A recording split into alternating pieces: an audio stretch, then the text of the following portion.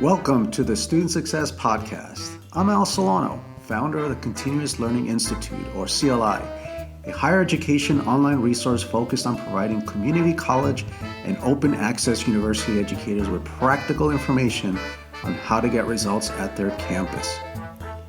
As a resource within CLI, the Student Success Podcast is focused on just that, the challenges, opportunities, failures, and successes of practices intended to improve student success and equity. The goal is to leave you with thought-provoking ideas, nuts and bolts information, and or lessons learned from the field so you can consider how you might apply them to your institutional context.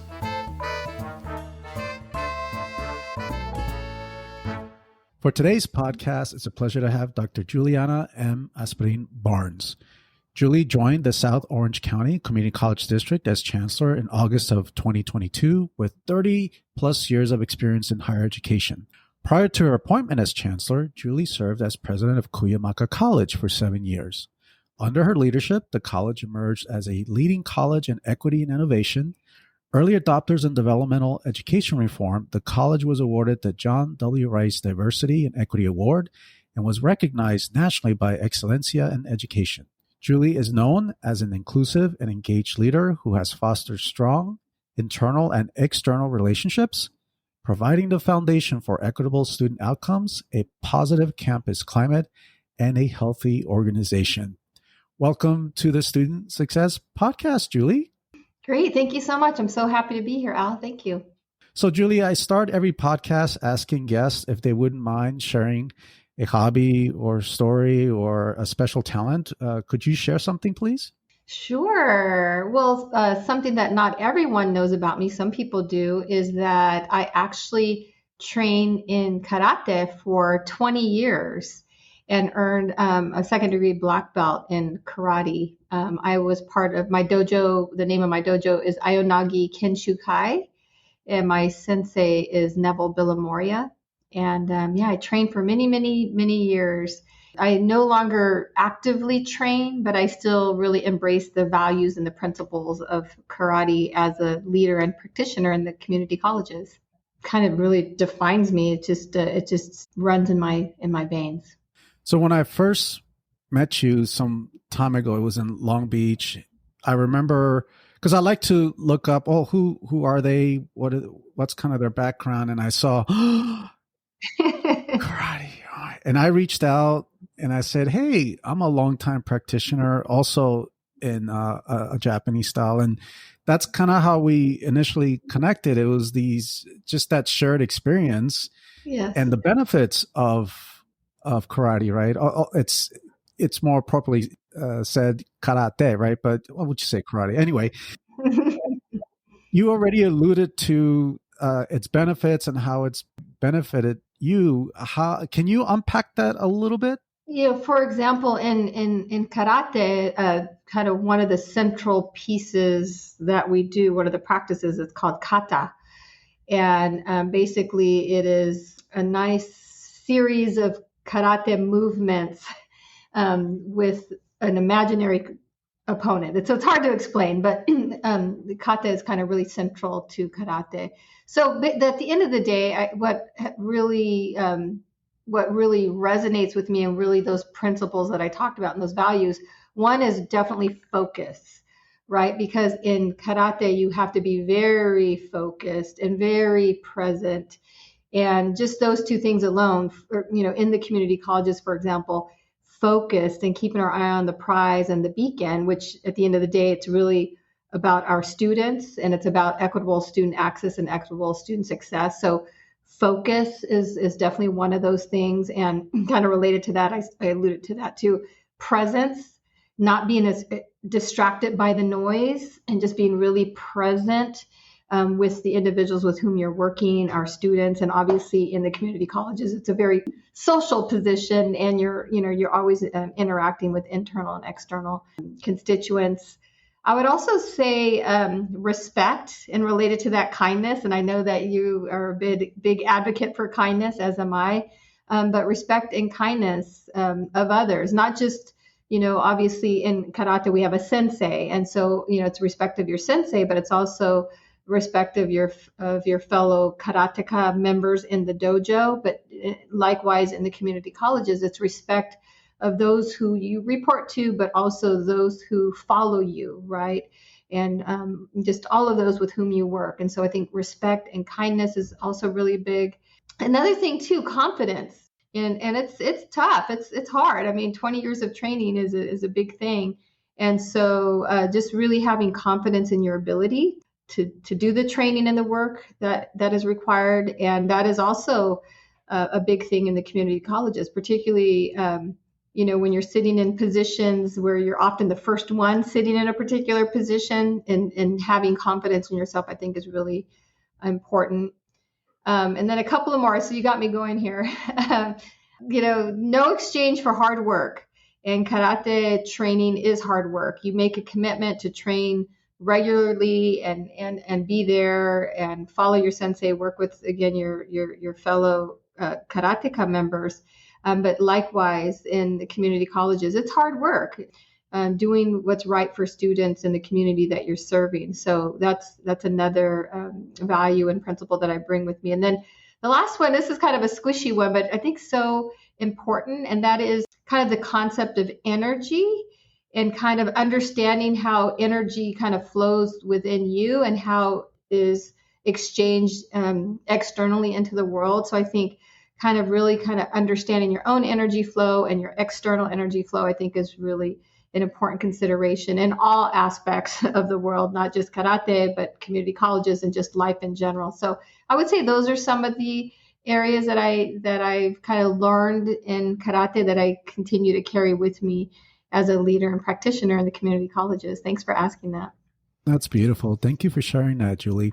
So, Julie, developmental ed reform is really taking hold now nationally. Finally, it's beginning to be scaled, not without challenges, but at least it's so much better from even 5 years ago. We're seeing in the data more students of color, especially, completing math and English than ever before. It's so exciting. What an equity impact. Are there still some equity gaps at some campuses? Absolutely, but it's still so much better than it was years ago. Yes. And in California, unfortunately or fortunately, ultimately, it took a law, Assembly Bill 705, to say, look, stop using a test to dump students into essentially having them repeat high school English and math all over again, sometimes from the very beginning. Yeah. But you were in a situation in Cuyamaca, and I mentioned this in their bio. Mm-hmm. That you landed as a president, but you've had a few math faculty who didn't need a law, who saw the data, who knew that we can do better to improve our craft, to be more equitable. So can you please tell us that story? Because you are a president who lands there, and there you have some faculty who want to change. And tell us that story and how you as a president were able to support that. Yeah, thanks for bringing up this matter that's really near and dear to my heart, and that is developmental education reform. And I'll backtrack a little bit.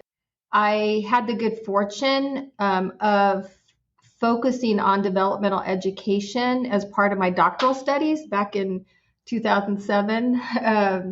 And at the time in California, what was happening is that there was a level of focus on developmental education, which we call basic skills in California. At the time, there was investments of dollars in the state to the community colleges to revisit basic skills.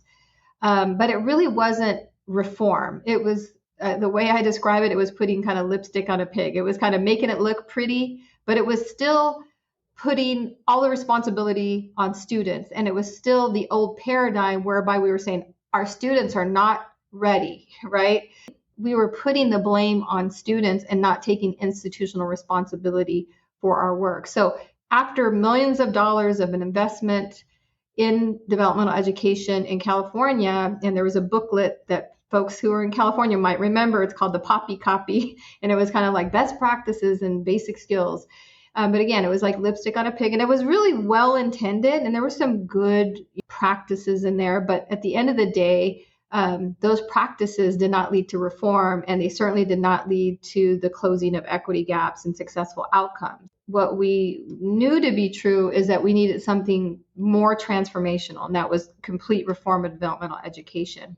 And so I had already had an interest, had already done some research as part of my doctoral studies.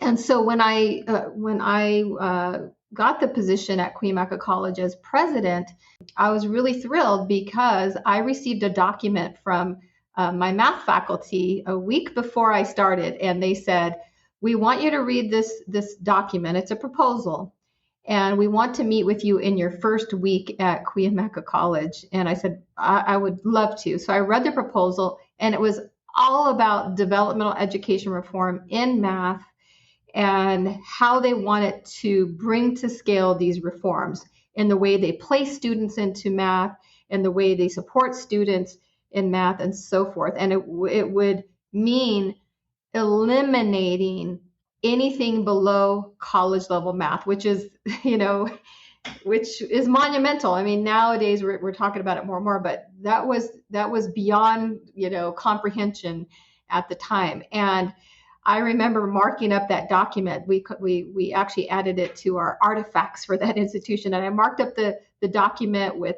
amens and exclamation marks and smiley faces and hearts. I remember I was like, "Oh my God, look at what they want to do!" And I was so excited. And I met with them, and all they needed me to say was, "Let's do this. Let's go."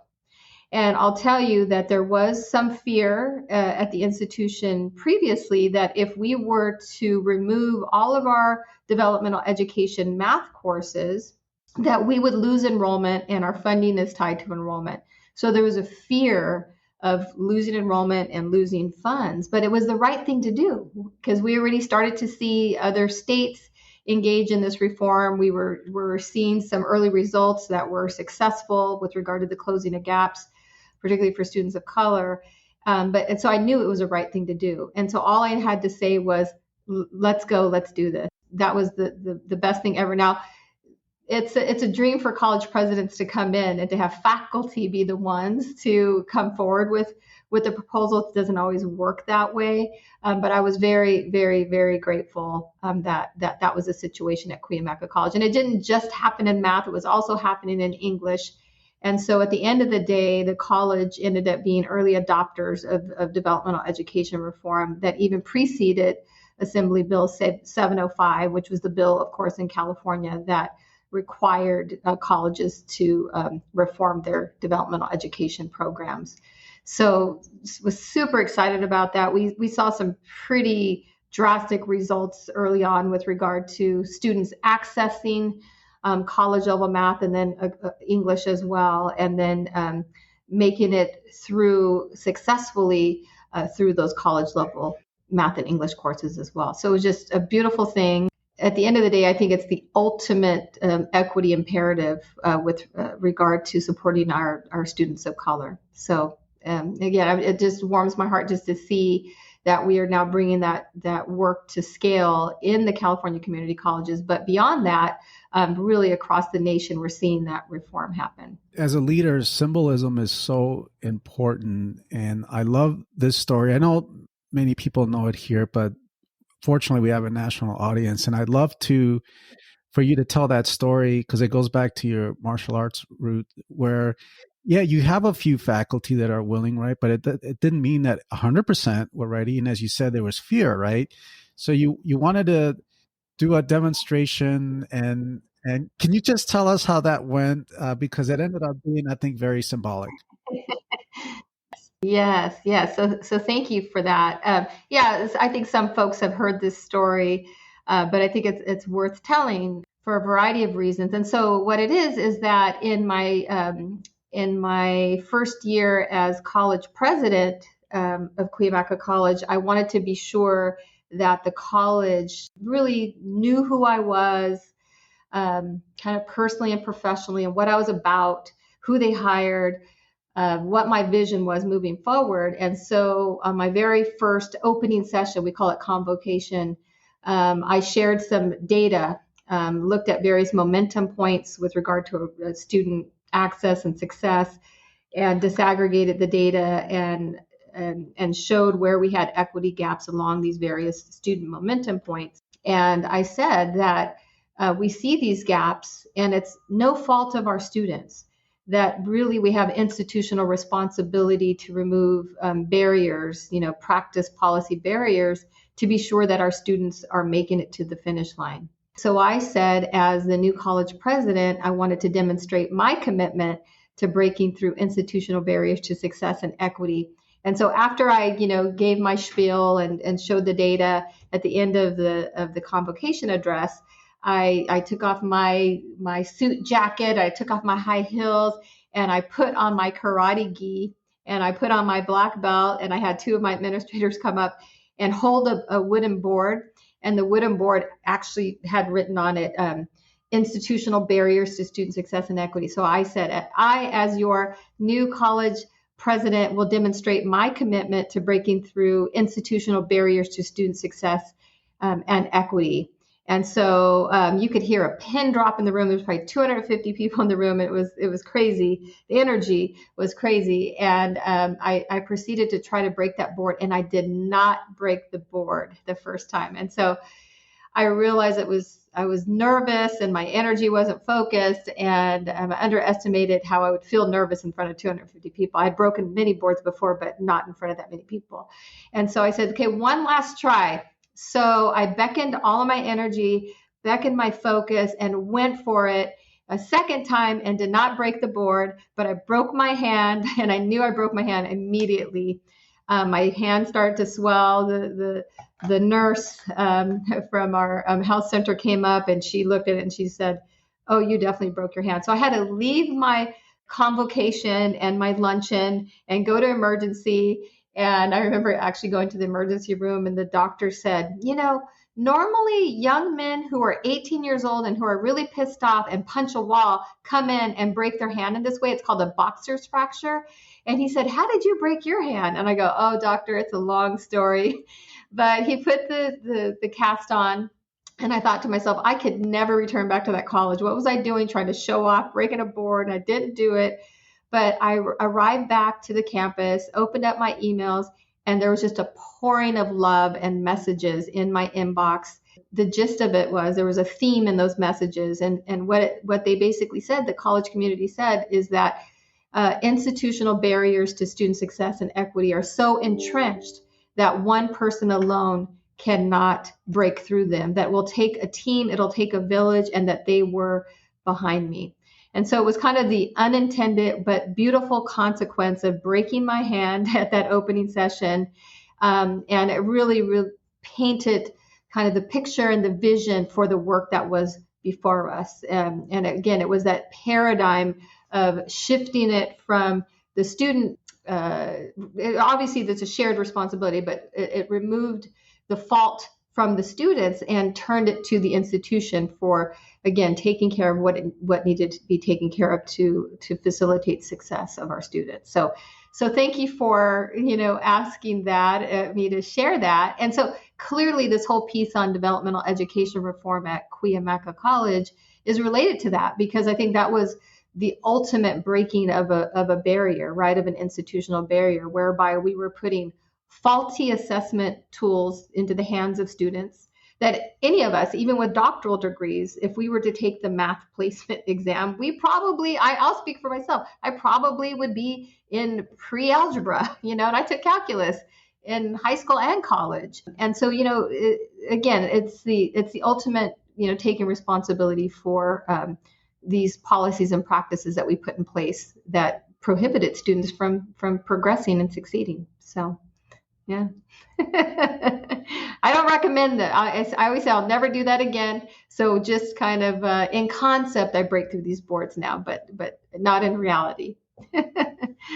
Thank you for sharing that story. I've always enjoyed it very much because, you did have a supporting community. I also like your response to it, reinforcing that the president alone cannot break this, right?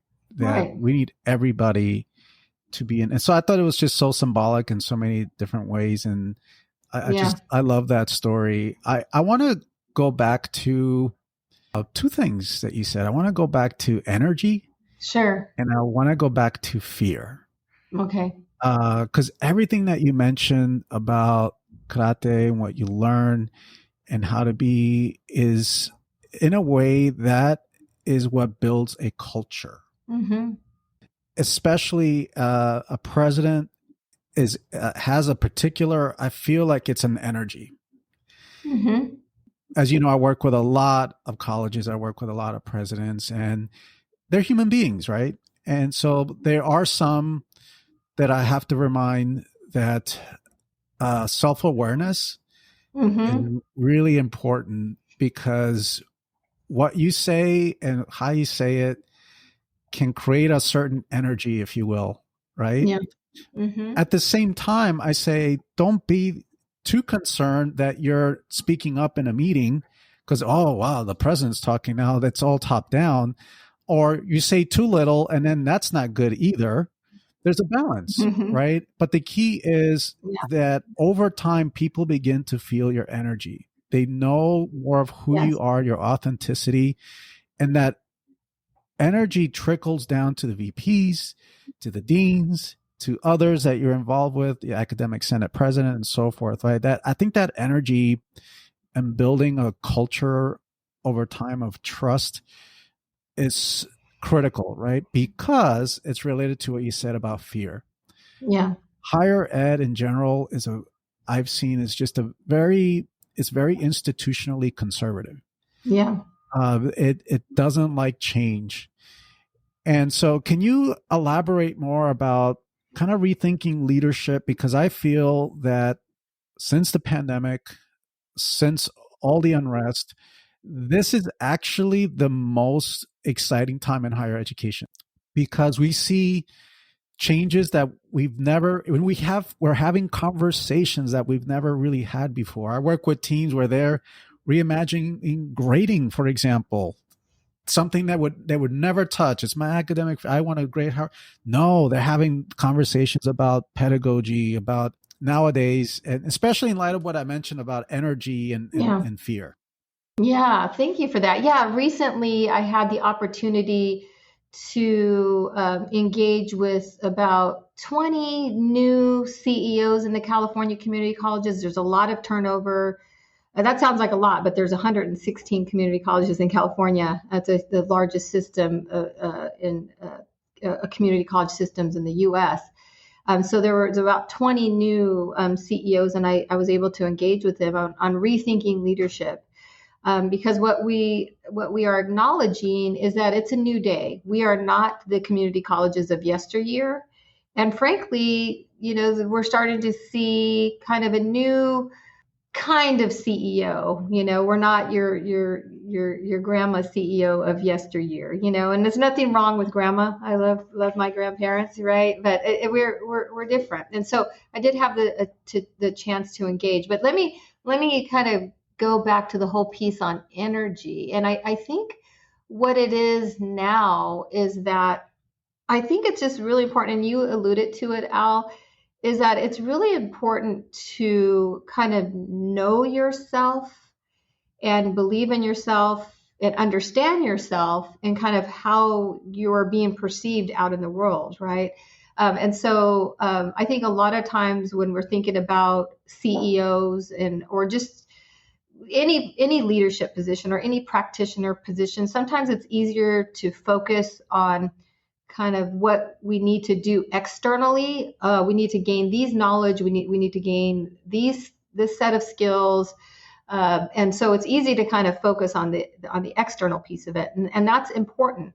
But I think equally as important to lead in this day and age, I think it's so super critical for us to understand ourselves, feel good about ourselves, understand our own past traumas and trials and tribulations and work through those things. And you have to understand, I also have a degree in counseling, so I'm very much a counselor through and through, right? But whether I'm a counselor or not, we're all human. We all have traumas. We all have, past experiences. So I think it's really important for us to understand what those things are, work through them, ground ourselves, feel good about ourselves, and then you use the word authentic, and I know that's often overused, but I really believe it. And then bring your authentic self to the table, and then that energy then really kind of comes through, right? Because we are our authentic selves when we come to the table. I remember when I first entered into administration, I was a dean, and that was in 1999. So I've been an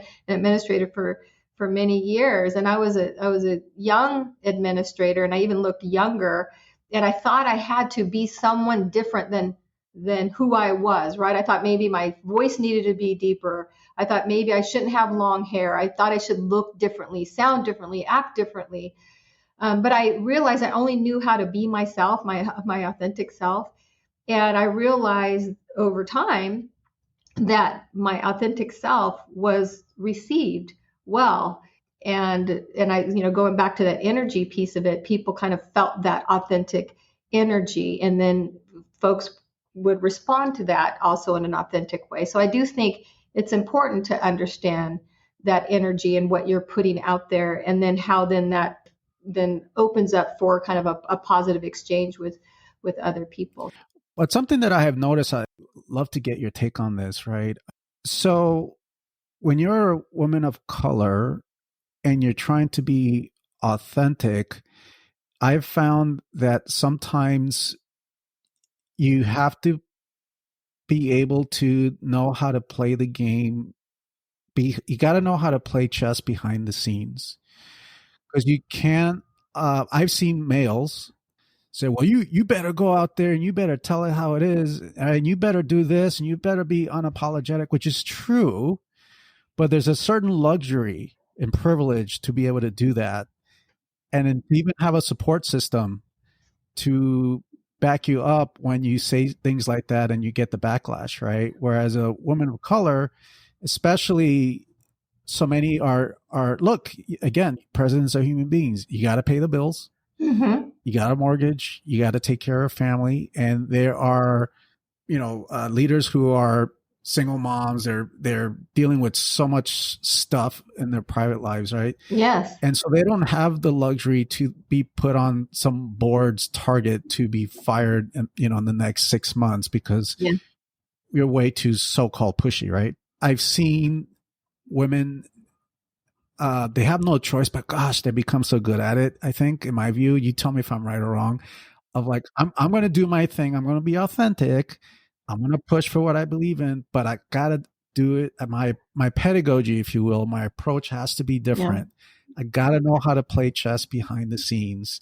Mm-hmm. What are your thoughts on that? Is that jive with your experience? Do you want to elaborate on that a bit more? Yes, definitely. Yeah, interestingly, I was recently reading a report, and it was came out from the Community College League of California last fall of 22, and it looked at the kind of the tenure and retention of CEOs, and they disaggregated the data by gender and also ethnicity. And for female CEOs, the average tenure in the California community colleges is about 3.5 years. And for men, it ranges 5 to 6 years, depending on if it's a single college district or multi-college district. So there's something there to be said about the tenure, the shorter tenure for women. And you're right, Al. I think, I often say you have to find the sweet spot, right? Certainly, it's important to be your authentic self 100%. At the same time, I think you have to understand the rules of the game. And like you said, be kind of strategic behind the scenes with the rules of the game. And, kind of related to that, what's really interesting, I'll come back to what we're talking about, but related to that, many of us who are stepping into these CEO roles, we're the first ones. We still read about it. Like, it's the first woman that's been hired in this position, or it's the first person of color, or it's the first woman of color. I mean, we still hear it. In fact, in this report, it was saying that there's still several community college districts in California who have never hired a woman in the top post, still in this day and age. Many times for us as women, and women of color included, we are the ones who are paving way for the people who come behind us. So oftentimes we hear, make sure you pick an institution where you fit. Well, many times we are entering into institutions where we don't fit, but we're creating the fit for people who will follow us, right? We are the ones paving the way. There is no path before us. We're the ones creating the path, right? And so in order to do that, going back to what we were talking about, 100%, we absolutely have to find the sweet spot with showing up as our authentic selves, but understanding the rules of the game behind the scenes and kind of pushing the status quo little by little to do what we need to do for our students and for our colleges and our community, right? It is a little bit different, but there's a lot of superpowers in being a woman, and not to say that men don't also do this, but I think a lot of us lead by way of the building of relationships, for example. Obviously, we know that in the building of relationships, in collegially consulting with different constituents, in decision making and the like, lead to successful, sustainable outcomes. And so there's superpowers, so to speak, that we have as women that we bring to the table that I think kind of provide the opportunity for us to be successful in these roles. Yes, I've always been a big proponent of empowering women, and I grew up in a single parent situation, so I'm very aware of that, and I have two daughters and a son, so I want them to be successful. Now, I'll be honest with you too. I mean, as much as I understand and I want them to be successful, we also have to remember, I think, that diversity alone in hiring it is insufficient, because assholes transcend gender and right, color and race. So you gotta, it's not only the diversity, but also, do they bring that energy you were talking? Do they bring those values that you talked about? Because I've actually seen, not a lot, I've seen it more men. I see some really shitty female leaders. Right. So I think we just kind of footnoting that. And unfortunately, some of them, they think they paved the way, but they make it worse for that female leader that does come in and is authentic and kind and et cetera. It makes it even more difficult. Yeah. So what would you say, let's say you have you said you were a counselor, right? For a while, there's a counselor, young counselor, female counselor, especially of color. And she's like, you know what? I think I want to be president one day. or maybe they're instructional faculty, right? Given your experience, gosh, Julie, you've been a counselor, dean, VP, president, now chancellor. What advice would you give them as they journey through their career and they still want to eye that role that you have? What advice would you give them? Kind of going back to what we were talking about, I would say focus both on internal and external development. And we talked a little bit already about, getting to know yourself, kind of leveraging your strengths, embracing who you are and feeling good about who you are and really ground it, because these positions require that groundedness, because you get pulled in a lot of different directions. Going back to karate, interestingly, my dojo, as I mentioned, is called Ayanagi Kenshukai, and Ayanagi actually means green willow tree. And the significance is that the green willow tree has really deep roots that are really embedded in the earth. And so that when strong winds blow through, the tree blows back and forth, but the tree remains very grounded in the earth, right? And so that whole piece on getting to know yourself internally and feeling grounded, I think, is so important, because you will get blown around to and fro, and you really have to retain your groundedness. So I think really focusing on your internal development and continuing to focus on internal development is important. Going back to the CEO Leadership Academy where I just presented, a lot of people talk about self-care, but yes, self-care. I think it's so important. We're focusing more and more, and rightfully so, on the self-care of students, for example, the basic needs that students have. Well, as practitioners and leaders, we have that same thing. And so, we often hear practitioners and leaders say, oh, I work 60 or 70 hours a week. And certainly some weeks you are working, 60 to 70 hours, but you got to bring yourself back into balance and self-care and do what you need to do in terms of diet, exercise, sleep, and that type of thing to get yourself grounded again. So I would say one thing that people would need to do is just to be sure to focus on that internal development and self-care.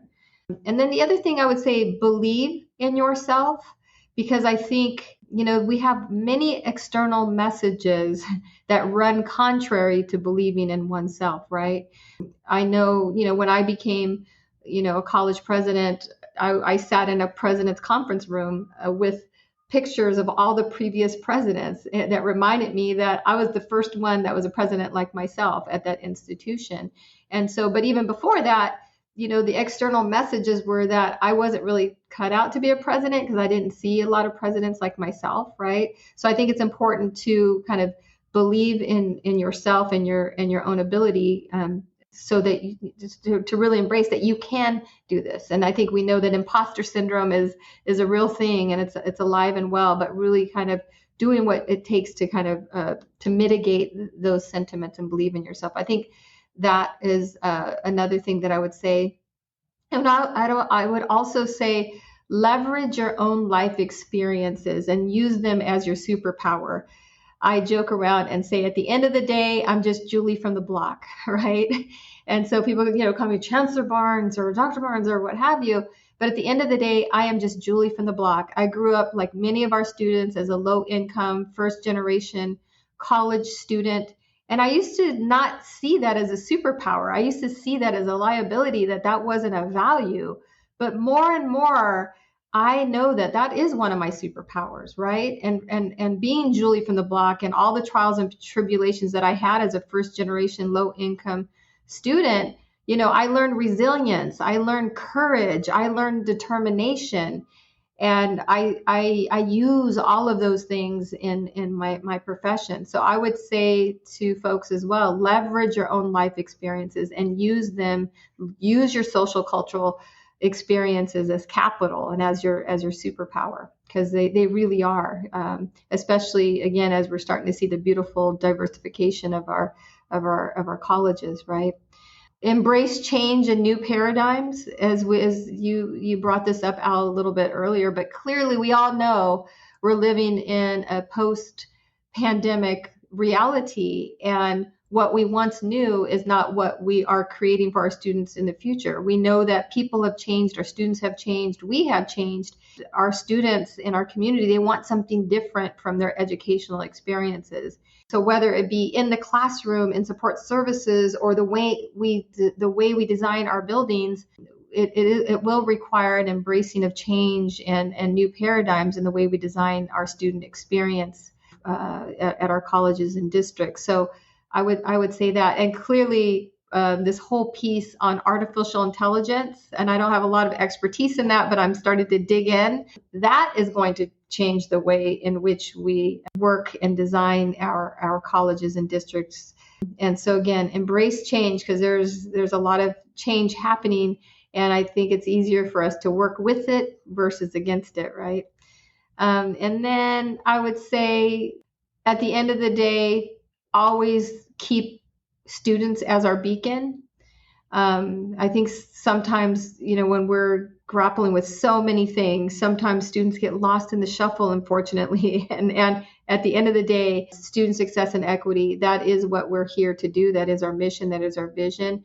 So I think as long as we're making decisions that benefit our students, we're doing the right thing. So those are a few things that I would say with regard to tips for those seeking to take on these kinds of positions. Thank you for that, Julie. As we wrap up, I want to go back to change for a moment. Yeah. So you were fortunate. You landed at Cuyamaca and had faculty hand you this, and you were able to put your happy faces in your heart, right? So wonderful advice, right? For those now, what happens? I think you've heard of my 3-month rule, right? Just how hard changes in higher ed. And my 3-month rule is that is really for the typical campus 3 months in a year to really get priority work done. Yeah. The committee structure, more often than not, tends to be dysfunctional, unproductive, slow. It really slows things down. Yeah. One person in the campus, not necessarily who has a title, but has influence to really ensure that vital change, right, that gets us to more equitable outcomes is either slowed down, obstructed, or outright sabotaged. Yeah. So you have this wonderful advice, and they get to be the president, and now the realization of, oh my gosh, I'm actually within a participatory governance structure. There's this 3-month thing. There's this committee, and then I have some really loud people that don't allow for change to happen. Using all of your karate powers and influence, using that as a metaphor, if you will, Yeah. how would someone then handle that? What would you recommend? What is that kind of chess playing behind the scenes? Or maybe it's front facing, or a combination of the two. What are some things that you would recommend to move toward change when it's so darn difficult in higher ed, especially if you land in a place where the culture is quite toxic? Yeah, it's a tough one. I think there's short-term, long-term solutions. And I do like to play the long game as well. And so, what I would say is that, let me go back. I remember, when I was leaving my previous position to enter into the chancellorship here in South Orange County, people would ask me, like, what was your greatest accomplishment? And certainly all the developmental education reform work was, one of the highlights of my career. So certainly that was one of them. But the other one related to what you're talking about right now is that I was able to build institutional capacity to do the good work that needed to happen with regard to student success and equity. And that was the long game, right? And that was honing in on decision-making structures, like you were saying, the governance structures. My former place, we went through a governance redesign. It took 2 years long, but we went through a governance redesign. Also during that time, we changed hiring practices. We were really focused on professional development and learning and elevating practitioner and leadership mindset where it needed to be to do the work.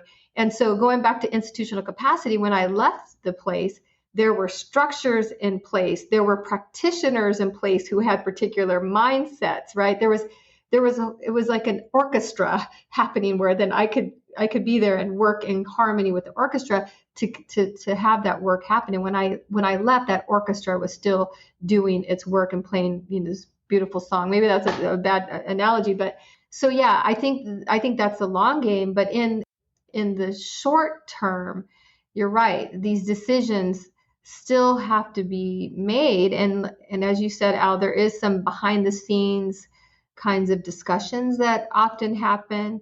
And I think as long as we're making decisions, because at the end of the day, there's collegial consultation, but at the end of the day, there is the authority for particular individuals, typically the CEO, to make the decision at the end of the day. So I think so long as the CEO knows that they've exhausted all the avenues with regard to engaging in collegial consultation, the CEO at the end of the day has to make the decision that benefits the student. And again, there is some behind the scenes work happening where you're kind of aligning with other key individuals with the decisions that you're making. But I think at the end of the day, I know that I could rest, peacefully at night when I know that I made a good decision for the student, even if it runs contrary to, let's say, a couple of loud voices, right?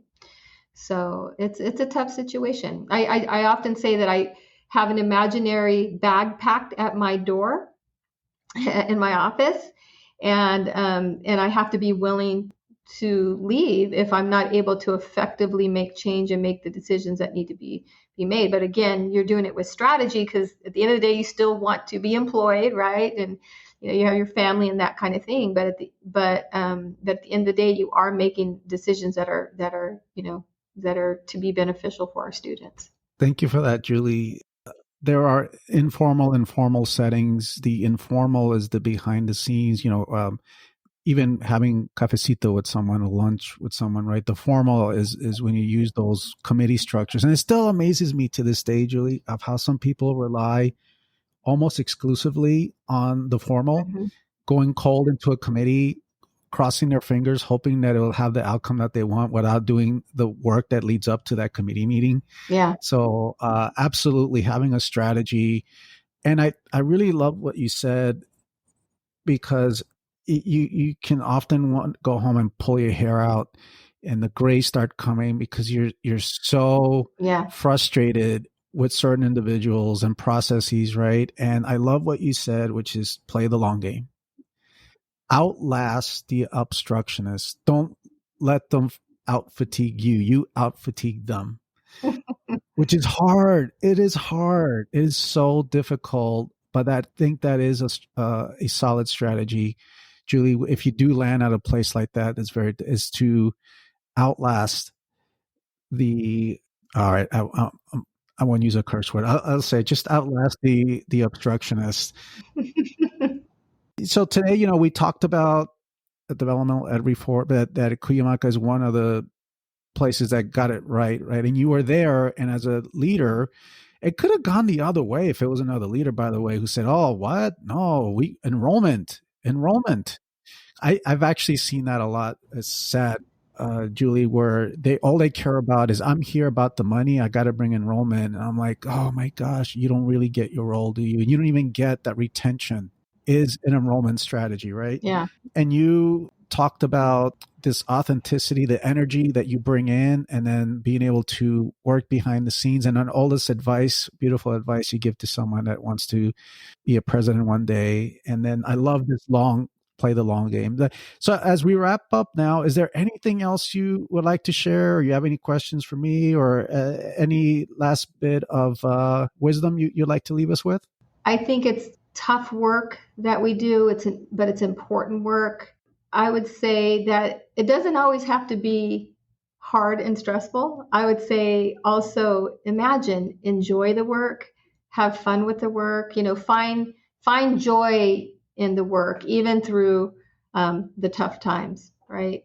And again, I feel like I generally am a glass half full type of person anyway, but I'm human as well, and I get beat up. I experience trials and tribulations, but I think at the end of the day, I still feel very honored and privileged every single day, that I get to wake up and get to do this job, right? And so I think just find joy in the work that you do every day, because there's joy to be found every single day. Yes, Julie. Yeah, levity, right? Have some fun. Have some levity. Yeah. Sometimes we can get too serious in meetings, and it's okay to have some levity. So, Julie, I've been wanting you to participate in the Student Success podcast for a while. I wanted to get your insights on educational leadership. So glad you made the time. Really appreciate you. Thank you for participating in the Student Success podcast. Great. Thank you so much for having me, Al. I appreciate it. Thank you for listening to the Student Success Podcast. Each episode has show notes, which include helpful links and necessary follow-up information to help you get results. Please consider subscribing to the Continuous Learning Institute website. There are no advertisements. It's simply updates about articles, tools, resources, podcasts, etc., all tailored for you, the practitioner. Thank you.